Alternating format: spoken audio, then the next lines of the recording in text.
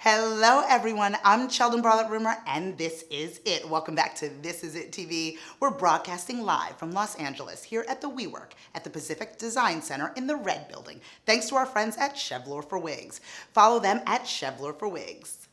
Hello, everyone. I'm Sheldon Bartlett-Rumor, and this is it. Welcome back to This Is It TV. Taquan, we are having a great time, aren't we, my friends? Here in LA, where old friends become new friends in Los Angeles. Yes. I'm so excited. I've been waiting all trip for this one. I've been waiting all trip. I have my friend here. I'd love for her to introduce herself, first and last name, and what she's up to. Hi, I'm Kristin Fairweather. I'm a writer, director, producer with Fairweather Pictures, and I'm so excited to be here Oh with my Sheldon. gosh, I'm so excited. I mean, the fact that you're even saying writer, director, producer, Fairweather Pictures. I mean, amazing, amazing. Now, this holiday you had a big project. Yes. Tell me. It was awesome. Was it awesome? Yes, it was. It was amazing. Last summer, I directed my first feature film, A Snow White Christmas, which you can still see online. Yes, Please you can. go find it. Jeremy, make sure we share. Yes, Yes. Jeremy's going to share. Yep, Jeremy's going to share. yes, please do. Produced by Ion Television. It came out last Christmas. It was amazing. It's like the super cute, sweet, charming fairy tale. It is so good. It is so good. You can watch it all year round. All year round. For sure. And Yeah. then like the summer you need some Christmas vibes. You need to feel like that warm Christmas feeling. Right, and that love. Go do that's it. good Yes, story. an amazing cast. And Amazing. yeah, so it was great. It was like shot out of a cannon, having this amazing premiere right around the holidays, and everybody is dying for Christmas movies and Christmas content right now. Exactly. Now, I want to hear a little bit about the journey, because some of you may know or did not know that we went to college together. So this has been like over the river, through the woods, a lot to get here to this particular moment. But were you always in film and television? Were you always producing and directing?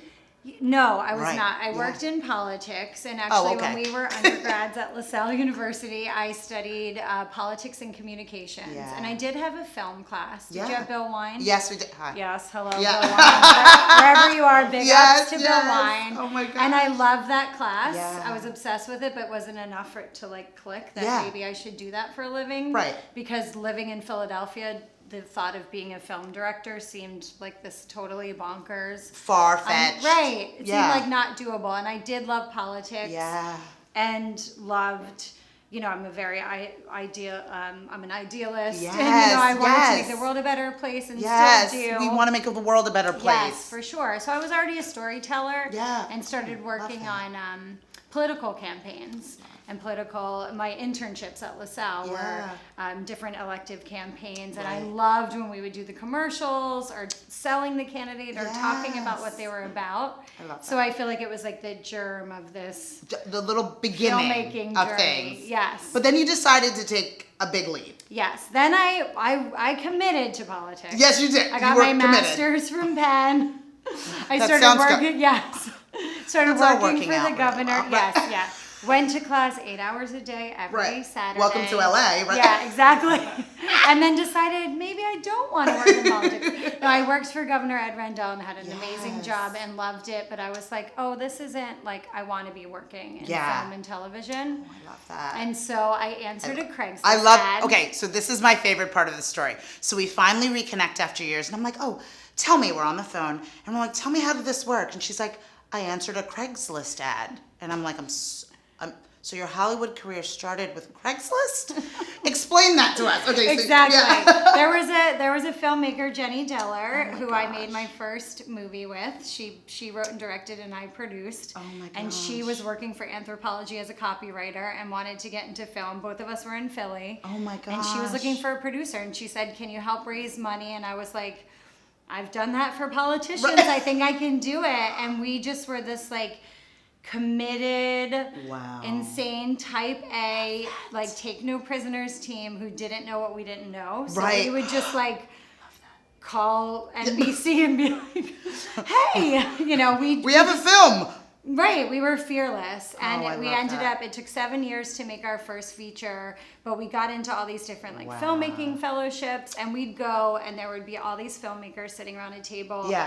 And the different teams, they would say, like, how do you know each other? And everybody would say, like, NYU, Columbia, USC, UCLA, and we were like Craigslist in a very Philly, like, we don't care. We don't care. And everybody would be like, how is this possible? But, you know, that became our film school. I love that. And we just built such a great community. And then we made that movie against all odds. Wow. It's called Future Weather, still on Netflix. Oh my gosh. And that premiered at the Tribeca Film Festival. Amazing. And we just, you know, both have had great careers since. I produced 2 more feature films after that.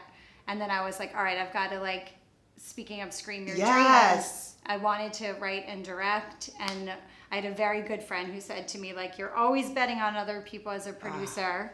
It's time to bet on yourself. Amazing. And it was like the words I needed to hear. Wow. And so I had just gotten offered a producing job from this great organization, Film Independent. Yeah. And I was like, you know what? I actually think I'm going to pass because I want to direct. Wow. And then right after I passed, I was like, why, God, why? Why did I do that? Right. Then a week later, they called me and said, you know what? We believe in you. And there's a directing job for this commercial for American Airlines. We're going to submit you. Wow. And you have to pitch for it. Yeah. So I pitched for it, booked it. And that was kind of like me out of the gates as a director. And I did this amazing commercial, which I can send you the link if you want to post send it. and share. Yeah. Jeremy, you've got a lot to do. Yeah. You've got a lot to do. Yes, we have to share. Yes, for the Bonnie Award. Wow. The Bonnie Award was this award that Film Independent and American Airlines teamed up to support female directors. I got to interview Karen Kusama, Nikki Caro, Kim really? Pierce. Really? Yes. Really? Just those ladies? Yes, amazing. Like people I idolized and got to shoot this beautiful commercial. So, yeah, that was amazing. And then I wrote and directed a few short films that did well, and then was just hustling nonstop. I got into the Ryan Murphy directing program. Yeah. And that was great. So I was on the show 911 Yes. for 2 months. Very cool because I'm a diehard Friday Night Lights fan. And Connie Britton, I'm diehard. Oh my gosh. 6 Friday Feet Night Under, Peter Krause. We have to talk. Should we bring that back? They were talking about bringing it back. We'll talk about it later. Yes. Yeah. Angela Bassett, like the greatest, oh my greatest gosh, cast. greatest yes. cast. So that was a great experience, but I was like, I want to get back into feature filmmaking. Yeah. So I was just like pitching all around town, which is what you do in Los Angeles. Right. You take like the water cooler tour and go talk to everyone and like hustle for gigs. And then I got a call that I booked my first feature and directed. Unreal. It was great. And now I'm prepping for another one, which I will give you like more details. Okay. Future one. Okay. All right. Because we'll be back. Is not signed okay. yet. Well, we're not saying anything until that becomes a reality. But I want to talk. I mean, first of all, kudos to you. The hustle is real. Yes. I want to talk about that hustle, right? I want to talk about that gut feeling. I want to talk about being able to say, you know, this is what I'm meant to do. Yeah. I'm supposed to do this. Against all odds, you've said, Yes. you know, multiple times in this very short time.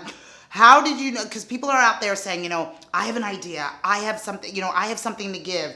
What is the difference between having an idea and having something to give and actually making it happen? Can you give me your opinion about that? I mean, I think my opinion, I know my opinion is you have to believe in what you're telling. And everyone, this is very cliche, but like tell the story only you can tell. But I think like a great example is when I first got into film, I wanted to belong so badly that I minimized my career in politics because I felt like I was like, oh, I want to fit in. And all these other people have this like similar trajectory. But then once I started to own that and say like, oh, I worked in politics for a decade, and people were like, what was that like? Right. And what was your experience? And then I started talking like my family moved all over the country when I grew up. Right. So I lived in the deep south, I lived in suburban New Jersey, and people were like, oh, what's that experience like? So really look inside what your life experience is. I love that. I love that. Yeah. And staying as authentic as possible. Yes. And I think that once you try to morph into what you think other people want, you truly begin to lose who you are. Right, and exactly. and that's such a shame because everything about who you are is exactly what we need. Yeah, so thank you for so much. sure. Oh my gosh. Yes. So I'm obsessed. And again, I was like gazing at her because I was like, oh, let's just talk forever. But Taquan's giving me the eyes.